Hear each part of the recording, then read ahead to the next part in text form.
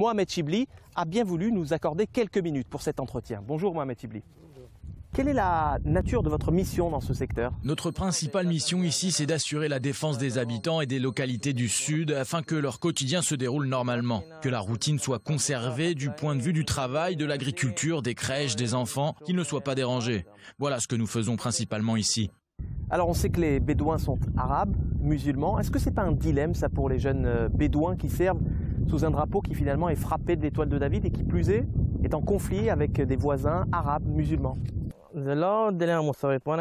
n'est pas un dilemme moral. Je vais vous dire une chose, je vis dans ce pays. Je n'ai qu'un drapeau, le drapeau bleu et blanc, le drapeau de l'État d'Israël.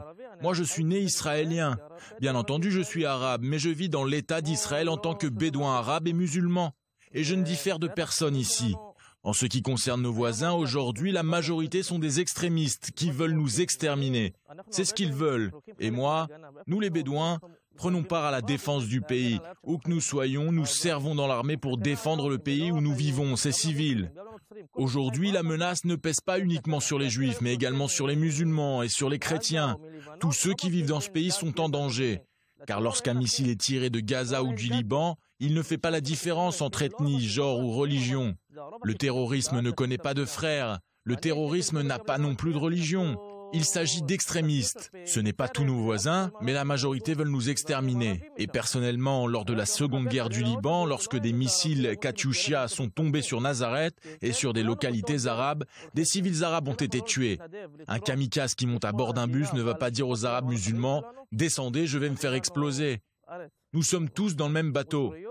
Et si on ne se porte pas volontaire pour protéger notre pays, protéger nos familles et nos amis, nous n'aurons plus de pays. C'est très simple.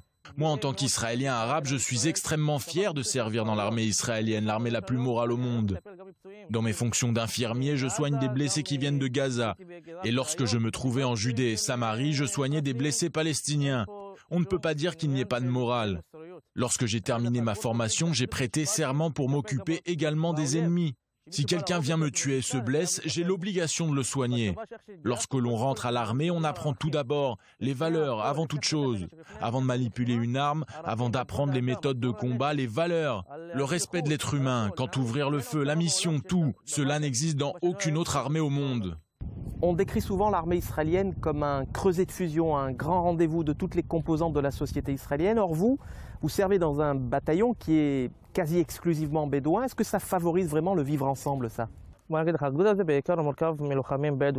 Eh bien, ce bataillon est composé de combattants bédouins, mais aussi d'autres minorités, des chrétiens, d'arabes israéliens et aussi de juifs. Au sein de ce bataillon, c'est comme Israël, mais en miniature. Au même endroit où on retrouve toutes les minorités, il y a des personnes originaires d'Éthiopie, des chrétiens, des Druzes, des Bédouins, des Marocains, il y a de tout. C'est vraiment un concentré d'Israël. Et on vit tous ensemble, sans discrimination. On vit tous ensemble. Et tout se passe bien. On a aussi des nouveaux immigrants américains, des Français, des Russes. On a vraiment de tout ici. Vos missions sont des missions de reconnaissance. Est-ce que de la reconnaissance, vous en avez de la part de la société israélienne? Bien sûr. Aujourd'hui, il existe un programme pour les Bédouins au sein de Tsahal. Le but est de les intégrer au sein de la société israélienne.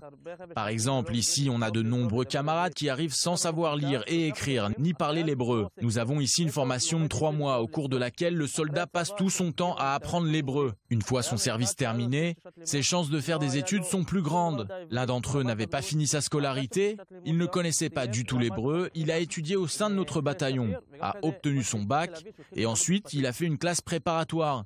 Et j'ai entendu dire qu'il avait depuis commencé à étudier le droit. Une fois le service terminé, il y a une organisation qui s'occupe de l'ensemble des besoins du soldat démobilisé. On s'intègre bien, mieux que ceux qui ne font pas l'armée. Aujourd'hui, le service militaire, c'est le billet d'entrée dans la vie civile et vers la réussite. La plupart de ceux qui ont fait l'armée réussissent à l'extérieur, c'est un fait.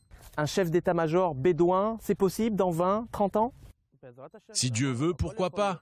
Tout peut arriver. Cela dépend de la volonté des gens.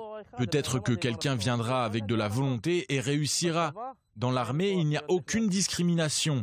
Il y a des officiers bédouins, il y a des officiers musulmans, des chrétiens, il y a de tout. Nous formons un peuple, une armée et nous n'avons qu'un seul objectif. Merci Mohamed Chibli, merci.